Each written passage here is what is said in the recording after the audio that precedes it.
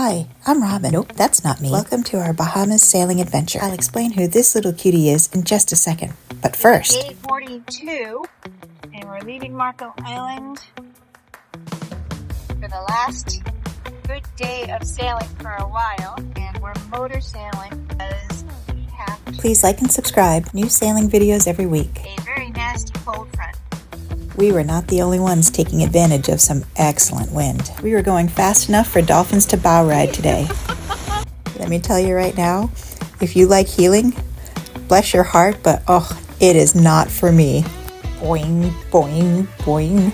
I like how Reboot sails, flat and fast. I'd be holding on and throwing up on a monohull. If you remember on our trip to the Dry Tortugas, we had a visitor, and he or she was back.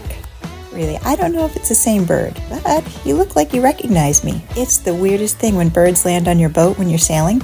It's like they're suddenly not afraid of you. On our last trip, we were over 100 miles offshore, but right now we're right around the corner from Naples, so he wasn't in any difficulty. We pulled out one of the lights and there's a hole in the bimini, and he is definitely eyeing it, and I'm starting to be a little concerned that he's gonna fly in there. At this point, he was so close. Uh-oh.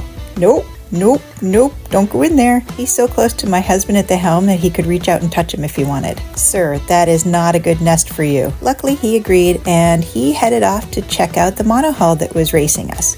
Now, I say racing, but we were leaving him in the dust. To be fair, we both had to pull our sails down because the wind was getting crazy.